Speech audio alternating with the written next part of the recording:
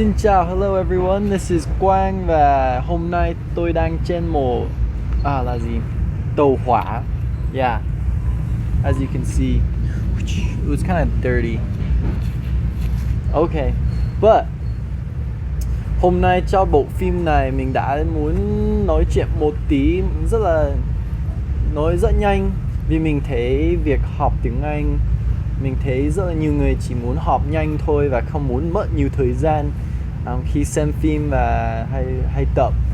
Cho nên hôm nay mình chỉ muốn nói chuyện về cách thức để giới thiệu bản thân với những người khác. Okay, so here we go.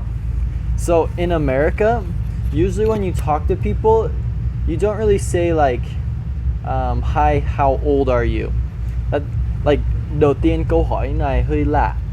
Like it's kind of weird to ask people how old are you in America. Maybe if they're your same age, but usually it's kind of weird. But what I personally say a lot is I'd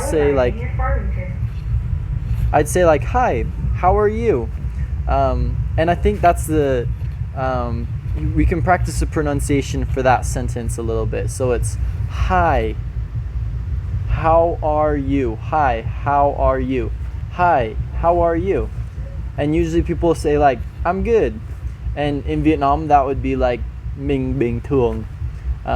Usually when you say like bạn khỏe không, a lot of people just say bình thường. That's the same, like I'm good. So it's like the same meaning. It doesn't mean anything bad or anything, but it just means like, oh, I'm normal. Okay, so I had to move spots because a bunch of people got on the train. But so the next thing I wanted to talk about was the next question that a lot of people ask is, what is your name?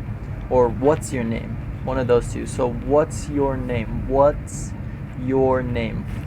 What's your name? Or what is your name? And the answer is, you would say, my name is Quang, or in English, my name is Keaton. So my name is, and then your name. So my name is. Another common question that people will ask is, where do you live? Where do you live? And the answer to that is, I would say I live in America, or I live in Vietnam. Usually people won't say like, I live on this road or stuff like that, but they'll just say like, I live in California, Utah. They'll say states. Me personally, I live in Utah. Another question that is really common is, where are you from? And that's like, where were you born, or like where are your parents from? It's like, where were you like raised? Where are you from? So where are you from? And you'd say, I'm from this place, I'm from Layton.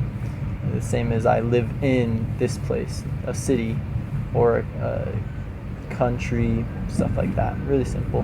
Now, one of my favorite questions to ask people is, how many siblings do you have? Because a lot of people in Vietnam don't know what siblings are.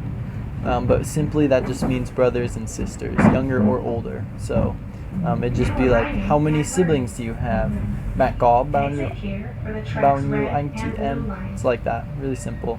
How many siblings do you have? How many siblings do you have? Siblings. That one's kind of hard, but siblings.